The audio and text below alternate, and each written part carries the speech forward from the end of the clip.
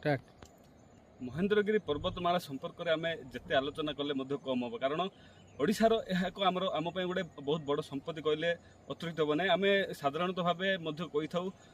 ओडिशार यह काश्मीर बोली कहुए कारण आपण गोटे दिन में आप देखिए 7टी ऋतु एठारे अनुभूत होता है तेणुक यहाँ आम गोटे ओडिशावासी मान गोटे गर्व और गौरवर विषय आउ साधारणतः भाव कहवा गले जो महेंद्रगिरी पर्वतमाला रही ये जो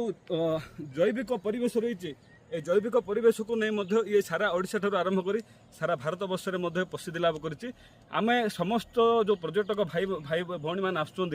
केवल मुझे गोटे अनुरोध करी जो जैविक परिवेश रही आम किभली भाव सुरक्षित रखिपर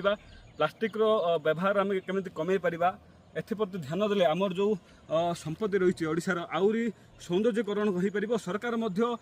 क्रमानुगत भाव में चेष्टा करुँच भाव गोटे तीर्थक्षेत्र तेणुक समस्त को अनुरोध करी आम मानकर दायित्व रही आम किभली भाव सुरक्षित रखिपर ये जो परिवेश देखिपुं जीवन में आपड़ जिते